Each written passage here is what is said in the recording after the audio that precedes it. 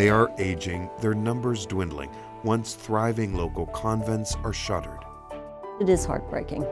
This year, the Archdiocese of Philadelphia moved the remains of St. Catherine Drexel to a new tomb.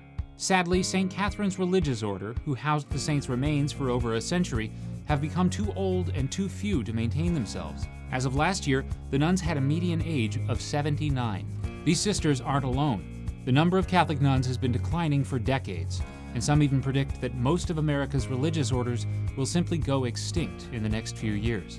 But the Dominican Sisters of Mary have a different problem. They're attracting too many new recruits. Established less than 20 years ago, the Dominican Sisters of Mary have grown from 4 members to 140, more nuns than their Michigan convent can house. This year, they announced that they're opening a new convent in Texas to make room for their growing numbers. And their average age? Just 32. How is this order prospering while most others dwindle? What sets them apart?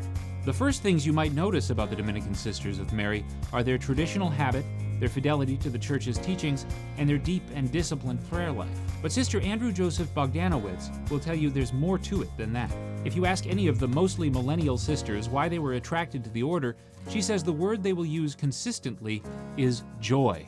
According to Sister Andrew Joseph, it stems from that total gift of self to a sacrificial level. It leads to incredible freedom of the interior person. And how does it express itself? Through the joy, which is universal. That joy is unmistakable in the sisters singing, and the world is taking notice. The Dominican Sisters of Mary recently topped music charts during the Christmas season. But as co-foundress Mother Assumpta Long puts it, we're not doing it for personal glory or for the glory of the community. It's not about us, it's about Him. Ever since the Cultural Revolution of the 1960s, many religious orders have tried to engage young women with heated rhetoric about social justice and political change.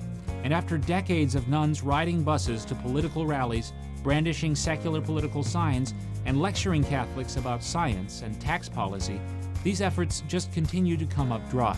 But judging from the success of the Dominican Sisters of Mary, the future of Catholic religious life in America looks increasingly more faithful, joyful, and young.